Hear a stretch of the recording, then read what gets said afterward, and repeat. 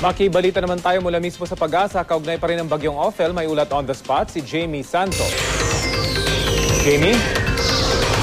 Rafi, naglandfall na nga si Tropical Storm Ophel at kasalukuyang nasa vicinity na to ng Siargao Islands. Bumibilis ito habang tinatahak nito ang direksyong pa Southern Leyte.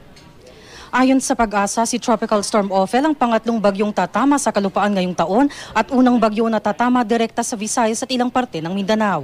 Patuloy itong lumalapit sa Mindanao. As of 10 a.m., nasa Siargao Islands na ito. May lakas na hangin na 65 km per hour malapit sa sentro ng bagyo at bugso na 80 km per hour. Inaasahang may dala itong ulan na 5 to 20 mm per hour. Sabi naman ng Pag-asa, tinatahak nito ang direksyon pa Mindoro at Palawan. Inaasahan Biyernes ng gabi ay tinatahak na nito ang direksyong palabas ng Philippine Area of Responsibility pero may dala pa rin itong mga pag-ulan. Sabado na umaga inaasang wala na sa PAR ang bagyo kaya mas mabuti na raw ang lagay ng panahon. Paalala ng Pag-asa sa mga lugar sa Eastern Mindanao at Visayas, mapanganib pa rin ang sea travel dahil sa malaking alon. Nakataas pa rin ang gale warning sa Eastern Seaboard ng Southern Luzon, Visayas at Mindanao kung saan nakakaapekto pa rin ang hanging habagat. At yan ang latest mula rito sa Pag-asa. Balik sa Rafi. Maraming salamat, Jamie Santos.